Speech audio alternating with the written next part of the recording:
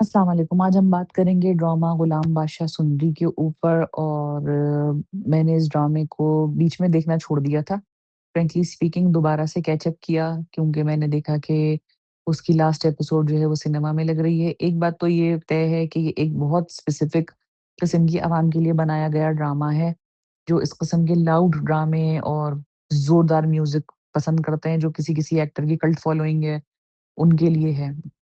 इसमें ज़ाविया नुमानी जैसा काम मुझे ज़्यादा बेहतर लगा है।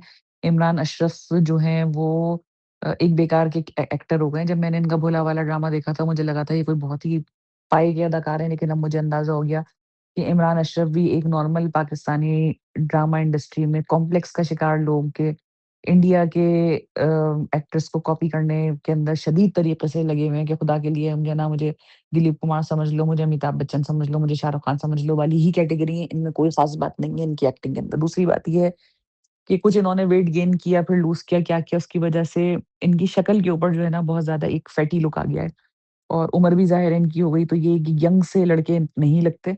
इनको चाहिए अब बड़ी उम्र के किरदार करें, बिला वजह बच्चा बन-बन कर आने की और मोहब्बत में मुब्तला हो जाने की और जो ये रोमियो स्टाइल कैरेक्टर करते हैं, जैसे इन्होंने वो रक़्स-ए बिस्मिल या कौन-सा बिस्मिल आया था ड्रामा सारा खान के साथ उसमें इन्होंने किरदार किया था, वो किरदार इनके ऊपर बिल्कुल भी नहीं जचते। कोई इनकी पर्सनैलिटी में ऐसी बात नहीं है कि कोई हीरोइन इनको देखे और देख के इनके ऊपर फ़िदा हो जाए। अब इनके हाँ, इनके हुस्न सलूक से मुतासिर होके वो सुंदरी जो है वो इनके ऊपर फ़रेफ़्ता हो गई, वो एक अलग बात है, लेकिन हुस्न सलूक भी नहीं था, सुंदरी का भी साफ़ पता चल रहा था कि उसके पास जाने के लिए कोई जगह नहीं है, तो वो इनके गले पड़ गई है। ओवरऑल ये ड्रामा बहुत ओवर बना हुआ है। बना हुआ ही मतलब इस टाइप का है, तो पहले तो मुझे ये लग रहा था कि क्या बनाया है, लेकिन अब मुझे अंदाज़ा हुआ कि ये ख़ास किस्म की आवाम के लिए बनाया गया है। जैसे लोग पंजाबी फ़िल्में भी एक ज़माने में देखते पसंद करते थे। उनमें भी ये होता था कि वो एक मैं क्या कह रहा हूँ वाली जो होती है ना, डंडा लेकर आ गए और चीख रहे हैं और लुंगियाँ पहन के लड़ रहे हैं और तो ये ड्रामा मोर और लेस उसी किस्म का है। जिन लोगों को हिना अफरीदी पसंद है शायद वो देख रहे हैं इनको, जिन लोगों को शायद ये पसंद है, इमरान अशरफ पसंद है, शायद वो देख रहे हैं। या जिन लोगों को ड्रामा बनाने का ये अंदाज़ पसंद है कि अचानक म्यूज़िक बजने लगा और ये वो उनके लिए बनाया गया ड्रामा है। एक नॉर्मल उर्दू पाकिस्तानी ड्रामा देखने वाले लोग इस ड्रामा डाइजेस्ट नहीं कर सकते, फ्रैंकली स्पीकिंग। इसके अंदर थोड़ा-सा जो है ना एक सटल बेहूदगी का अनसर बहुत ज़्यादा है ड्रामे के अंदर, to be frank, to be honest. सुंदरी को उन्होंने हर तरीके से नचा भी लिया, लिटा भी लिया, बिठा भी लिया, शराब भांग भी पिला दी, सब कर दिया। ये अगर कोई पड़ोसी मुल्क की फ़िल्म होती तो ये और भी बहुत कुछ करा देते इससे, जो कुछ करा सकते थे। कि मैं ये देख रही थी जैसे वो गाड़ी के अंदर उसको लेके जाता है बूट में बंद करके लड़की को, कहता है कि तुम नीचे होके बैठो। उसको हर एंगल से उन्होंने लिटा-लिटा के, बिठा-बिठा के दिखा दिया लड़की को। तो ड्रामे का जो एक सटल जो आप कहें ना कि बैकग्राउंड में गैर महसूस तरीके से ना एक बेहूदगी का अनसर बहुत ज़्यादा है। नाचने वाली औरतें भी आपने दिखा दी, शराब भी आपने भर-भर के उसके अंदर लोगों को पीते हुए दिखा दिया। लाजो अम्मा से आपने निकाह दिखा दिया, वरना वहाँ निकाह भी ना दिखाते, ये भी दिखाते कि जी वो एक इल्लिजिमेटेड सी कैफ़ियत है। इसके अंदर ड्रामे के अंदर ना तो इनके इसने वो वाली जो एक अल्फ़ाज़ मैं इस्तेमाल नहीं करना चाह रही क्योंकि वो अल्फ़ाज़ मैं नहीं इस्तेमाल करती, ज़ाहिर है सुने हैं, इसलिए पता ज़रूर है। लेकिन जो लोगों के अंदर एक दबी हुई बेहूदगी की ख़्वाहिश है ना, वो उसको तस्कीन पहुँचाने के लिए इन्होंने जो है ये ड्रामा बनाया था। और हालाँकि इसमें ज़ाविया नुमानी जैस की एक्टिंग बेहतर है क्योंकि उन्होंने पहले आज तक जितने भी काम किए हैं, कोई भी काबिल-ज़िक्र काम नहीं है। ये वाला काम काबिल-ज़िक्र शायद उनका इसलिए आ गया कि इमरान अशरफ की फ़ॉलोइंग बहुत ज़्यादा है, तो उनके कॉन्ट्रास्ट के अंदर लोगों ने इनको देख लिया और हिना अफरीदी की शादी भी शायद इसी ड्रामे के दौरान हुई है। ऑन एयर होने के बाद तो उनकी भी बड़ी हाइप मची थी क्योंकि उन्होंने भी अजीबो-गरीब किस्म के बयानात उस वक़्त दे दिए थे। तो उस वज़ह से ये ड्रामा मुझे लगता है कि ज़्यादा मशहूर है। एक चीज़ ये है कि इसके अंदर जो लाजो अम्मा बनी हुई हैं, इमरान अशरफ की अम्मा, वो जब रो-रो के अल्लाह से दुआएँ माँगती हैं अपनी माँ से मिलने के लिए, तो वो बड़ा बहुत रियल लगता है। पता नहीं क्यों पूरा ड्रामे के डायलॉग्स बोरिंग लगते हैं और दिल चाहता है कि मतलब वही बात हो रही है, आगे बढ़ो, वही बात हो रही है, आगे बढ़ो। टॉक्सिक अम्मा-अब्बा हैं ज़ाविया नुमानी जास के, तो अब वो टॉक्सिसिटी हो रही है, बात तो कोई नई नहीं हो रही, वही पुरानी बात हो रही है, आगे बढ़ो, आगे बढ़ो। लेकिन जब वो लाजो अम्मा रो-रो के दुआएँ माँगनी शुरू करती है ना कि या अल्लाह मुझे मेरी माँ से मिला दे, पता नहीं क्यों वो सुन लिया जाता है और मुझे बड़ा बहुत रियलिटी लगती है। ऐसा लगता है जैसे ये औरत वाक़ई में दुआ माँग रही है, वो ड्रामा नहीं लगता। वो चीज़ मुझे उस मतलब वो एक्टिंग नहीं लगती, मुझे वो रियलिटी लगती है, इसलिए मैं ये नहीं कहूँगी कि वो उस औरत की एक्टिंग बहुत अच्छी है। मुझे लगता है कि वो रियल कोई आदमी दुआ माँग रहा है। इतना तड़प-तड़प के ऐसा लगता है जैसे कोई ज़िंदगी में इनके वाक़ई ऐसा कोई ये जो खातून है, साइमा कुरैशी आई थिंक इनका नाम है, तो ये कोई हकीकत में मतलब ये कह रही हैं सारी बातें। शायद उनका वाक़ई अपना कोई ज़ाती ऐसा तजुर्बा है जिसकी वज़ह से उनकी उस दुआ में इतनी हकीकत आ जाती है।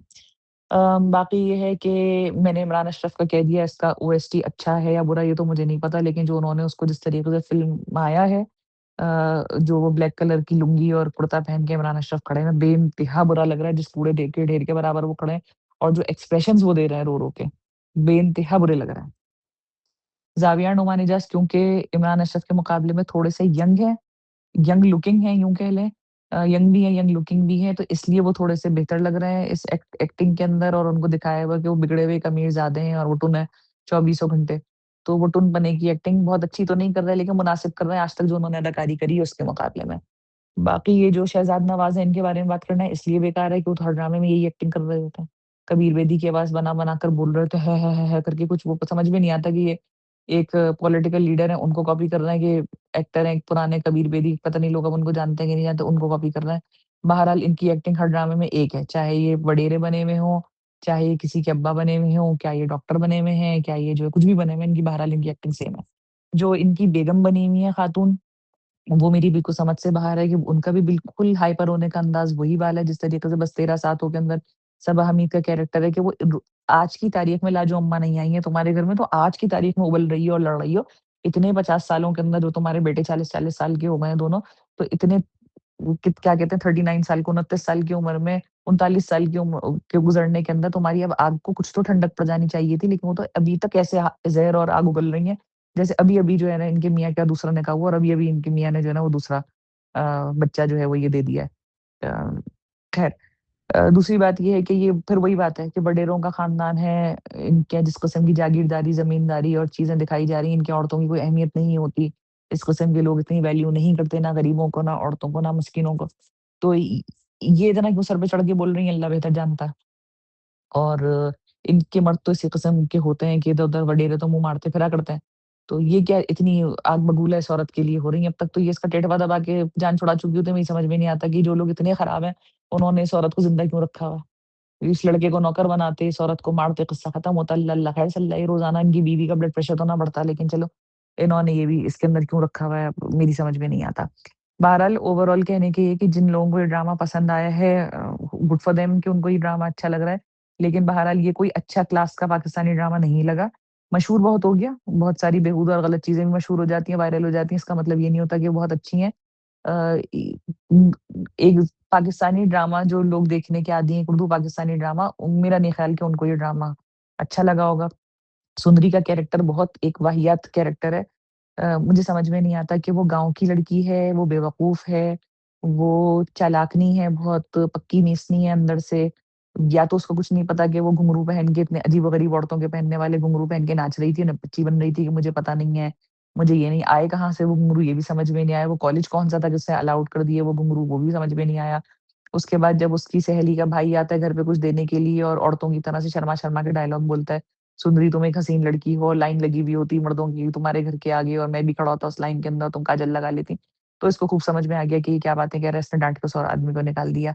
अब ये गुलाम के साथ गाड़ी के अंदर जा रही है, आ रही है, इसको पता खूब है कि किसके कमरे के अंदर जाके अकेले रह जाते हैं तो क्या होता है, शादी कैसे हो जाती है, कैसे नहीं होती, तो पता है इसको सारी बातें, बनती है बहुत भोली बच्ची है। और जब अब्बा के इलाज की बात हो रही थी डॉक्टर के यहाँ ले जाने की और दिल की बीमारी की, तो ये बिल्कुल जाहिल औरतों वाली मतलब ये ना एक्टिंग कर रही थी और अब्बा जो है वो पीएचडी इंग्लिश लिटरेचर है, मामूली चीज़ नहीं थे वो उनको कह रही हैं कि जी वो पीएचडी कर रहा था लिटरेचर के अंदर वो पढ़ा रहा होगा और वो अपनी बेटी को उन्होंने कुछ भी नहीं एब्सोल्यूटली कुछ नहीं सिखाया, ना वो इंग्लिश आती थी उसको ढंग की, ना उसको तो खैर उर्दू भी सही से नहीं आ रही, लेकिन ये कि चलो जैसे भी समझ में नहीं आया कि कैरेक्टर भोला बनाने की कोशिश करी है या पक्का बनाने की कोशिश करी है, कि ये इतनी पक्की है लड़की, एक तरफ इतनी बहादुर है एक तरफ इतनी पक्की है, एक तरफ इतनी भोली है, एक तरफ इतनी नासमझ है, एक तरफ इतनी मज़लूम है, एक तरफ ऐसी कि वडेरे को चाँटा लगा दिया उसने। तो ये जो कैरेक्टर है, मुझे समझ में आया कि ये सिर्फ़ एक लड़की लेके क्योंकि हिना अफ़रीदी को किसी तरीके से चढ़ाया जा रहा है कि ये ड्रामों के अंदर आ जाएँ और ये सारे ड्रामे सारे ऐसे ही करती है अजीबो-गरीब। एक ड्रामे के अंदर ये मैकेनिक बनकर आ गई थी, उसमें भी ये मैकेनिक नहीं लग रही थी। अभी रिसेंटली ये मिर्ज़ा की हीर के अंदर आ रही हैं, उसमें भी ये अजीबो-गरीब अदाकारी कर रही हैं। और वो भी ऐसे ही शरीर मोहब्बत के ऊपर मुब्तला ड्रामा है। और अब ये एक इनका ड्रामा ये वाला चल रहा है गुलाम बादशाह सुंदरी और इसके अंदर भी सुंदरी बनी हुई है, एक तो मुझे समझ में नहीं आता कोई ज़ी-होश आदमी अपनी बेटी का नाम सुंदरी क्यों रख देगा इस किस्म की सेटिंग में, लेकिन उस ड्रामे में हर चीज़ ही सुंदर है, सुंदर नगर, सुंदरी और ये मतलब अजीब-सा ड्रामा है। बहरहाल पहली किस्त से जब ये ड्रामा स्टार्ट हुआ है, तो इसके अंदर इमरान अशरफ को एक हीरो बनाने की कोशिश की गई है, जो कि वो बिल्कुल भी नहीं लग रहा है क्योंकि अच्छे खासे उम्र रसीदा बुड्ढे-कुसट आदमी है वो। और अब उन पे ये हीरोगिरी जो है ना, वो अच्छी नहीं लगती। और जहाँ तक मेरा एक इस ड्रामे को देख के समझ में आया है, आखिरी किस्त मैंने इसकी अब तक नहीं देखी है, पता नहीं आई है, नहीं आई है, मैंने सर्च किया था कल तो मुझे नहीं मिली थी, हो सकता है आ गई हो सकता है कि वो अभी लगाएँ ही ना। तो जो इसका आखिरी के अंदर जो हुआ है, बहरहाल मैं बहुत सब्र और बर्दाश्त के साथ इस ड्रामे को देख रही हूँ, ताकि जो भी बात इसमें उन्होंने फाइट सीक्वेंस डालने की भी कोशिश करी मतलब इसमें कोई सरोपैर नहीं है, कहानी है, जो इसके अंदर कैरेक्टर अम्मा पुप्पो का है, वो बिल्कुल पुप्पी अम्मा होती है, इन्होंने अम्मा पुप्पो बना ली। अम्मा पुप्पो का जो कैरेक्टर है, वो 24 घंटे बस एक बात कहे चली जा रही हैं, आशिक, आशिक, आशिक हुसैन, आशिक हुसैन, आशिक हुसैन, इससे तो वो घर से भाग जाती हैं, वही जान छूट जाती। उनको भी मेरी समझ में नहीं आ रहा है क्यों ज़िंदा रखा है, उनका भी टेटवा दबा के किस्सा पारी ना करते मतलब ये कि गला दबाते उनका किस्सा खत्म हो जाता, कहते थे, "भई मर गई तबही मौत, कोई भी आके नहीं पूछता।" तो वडेरे जो हैं वो किसी से डरते-वरते नहीं हैं, जो उन्होंने दिखाया है उसके अंदर कि वो कमरे में बंद हैं और उनको उनकी जो पता नहीं कितने करोड़ रुपए जो है रोज़ाना उनके उसमें भी जा रहे हैं, हर महीने उनके अकाउंट के अंदर जा रहे हैं। तो उनका कैरेक्टर भी बहुत इरिटेटिंग, टीज़िंग, तकलीफ़देह कैरेक्टर है और वो फ़ज़ूल कैरेक्टर है। बिल्कुल एक फ़ज़ूल कैरेक्टर है कि वो एक कमरे के अंदर बंद होके अपने आप को सज़ा दे रही है, उससे किसी की ज़िंदगी पे क्या असर पड़ रहा है। तो समझ से बिल्कुल बाहर है। मोहब्बत, मोहब्बत, मोहब्बत का एक रोना है जो किसी सूरत ख़त्म नहीं हो रहा। मतलब मेरी समझ में नहीं आ रहा कि मैं उस वडेरे की जगह होती तो मैं तो ये लाजो अम्मा से और ये अम्मा पुप्पो से, दोनों से छुटकारा अब तक हासिल करा चुकी होती अपने ख़ानदान को। पता नहीं वो वडेरे में क्या ऐसा इन दोनों औरतों में मसला है कि उसने दोनों औरतों को रखा हुआ है। तो वो जो कैरेक्टर है अच्छा इसके अंदर जो बादशाह है उसको पहले ही अपने घरवालों से पहले से ही नफ़रत थी। अब ये अम्मा-पुप्पो से आगे कहानियाँ सुन रहा है, ऐसे सुन रहा है जैसे आज की तारीख में सारी कहानियाँ शुरू ड्रामे में इन्होंने बिल्कुल भी इस बात का उनसे चाहा था लोगों को ना पता चले लेकिन पता चल गया था कि ये गुलाम जो है वो इनका बेटा है वडेरे का। अब ये सारी बातें जो है वो खुल्लम-खुल्ला कह रहे हैं और शुरू में इन्होंने दिखाया ये गुलाम जो है बैठ के अपनी अम्मा से रो-रो के पूछ रहा है कि मेरा बाप कौन है?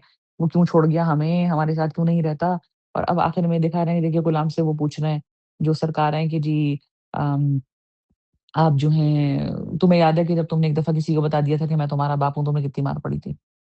तो यानी ये सारी बातें पता है, तो कुछ कन्फ्यूज़न सी है इस ड्रामे में ना, क्लैरिटी नहीं है कहानी के अंदर। जो कैरेक्टर है उस लड़की का मोतिया, बहुत ओवर एक्टिंग है, बहुत वाहियात एक्टिंग है। वो कुछ मुझे ऐसा लगता है जैसे वो नहीं मुकद्दर का सिकंदर के अंदर रेखा का कैरेक्टर था, कि वो पता नहीं अब तो नाम भी याद नहीं कि उनका क्या नाम था उसके अंदर। तो वो उस वो वाली अंदाज़ है कि जो है वो है वो नाचने वाली और वो एक आदमी की इश्क में मुब्तला हैं, अब पता नहीं एंड में भी हीरा चाट के ना मर जाएँ। तो वो उस किस्म का कैरेक्टर है कि वो आँसू बहा रही हैं और हम ये करते हैं और हम ये उठाते हैं और मीना कुमारी बन रही हैं। वो भी बहुत कोई ओवर कैरेक्टर है, उस औरत से बिल्कुल ना डांस होता है, ना अदाकारी होती है, क्यों खड़ा कर लिया? यानी कि इसमें सारे कैरेक्टर आप 4-5 कैरेक्टर्स को छोड़ के देखें तो सब सस्ते लोग उन्होंने बेइंतहा भर लिए हैं। जो बार-बार बादशाह को दावत के ऊपर बुला लेते हैं लोग और वो वहाँ चला जाता है। वहाँ पर एक तरह की बातें हो रही होती हैं। करप्शन दिखाने के लिए और बेहूदगी दिखाने के लिए जो उन्होंने वो किया है ना, कि बड़ा करप्शन हो रहा है किसी किस्म का, बहुत पैसे का लेन-देन हो रहा है, बहुत मारा-मारी। कहाँ से वो मिनिस्टर बन गया है आदमी और वो कोई मिनिस्ट्री वाले काम नहीं कर रहा, ना उसका हुलिया है, ना उसकी उम्र है, ना उसका कुछ है। अल्लाह जाने वो क्या बना है। तो मुझे उसको ओवरऑल इस प्रोडक्ट को देख के ये अंदाज़ा हुआ कि ये एक उर्दू के अंदर पंजाबी फ़िल्म बनाई है और जितनी बेहुदा ये इसको बना सकते थे अगर ये फ़िल्म होती पश्तो पंजाबी एक टीवी ड्रामे के हिसाब से ये उसको उतना बेहुदा कर नहीं सके। इन्होंने बहुत ढक के बेहूदगी, शराबीपन और लड़की को दिखाना वाली जो चीज़ है, हवस और वो सारी बातें, बहुत ही अ, अच्छा सा टेबल क्लॉथ डाल के और उसको कवर किया है, दिखा भी दिया है सब कुछ, अनसर भी सारे दे दिए हैं कि उस चीज़ के ना और दिखाया भी नहीं है। जितना नाच-गाना, घुंघरू, शराब दिखा सकते थे, वो सब इन्होंने दिखा दिया और ओवरऑल ये एक खासा बकवास ड्रामा है, वेस्टेज ऑफ टाइम है और फिर वही वाली बात है कि हो सकता है कि कोई अवाम जो देख रही है क्योंकि इसके व्यूज़ बहुत आ रहे हैं, बहुत लोग ये लिखेंगे कि जी फ़र्क क्या पड़ता है व्यूज़ तो आ रहे हैं, तो वो व्यूज़ तो बहुत सारे स्कैंडल्स के भी आ जाते हैं, तो वो तो कोई ऐसी बात नहीं है। और अगर लोग इस किस्म की प्रोडक्ट्स को पसंद कर रहे हैं, तो अफ़सोस की बात है। बहरहाल एक अच्छे पाकिस्तानी ड्रामे की कैटेगरी में आप इस ड्रामे को नहीं खड़ा कर सकते। टाइम पास का जी चाह रहा है अगर आपका हँसने का अगर जी चाह रहा है आपका देख के, तो आप हँसें उस ड्रामे को देख के और अफ़सोस करें। अस्सलाम वालेकुम।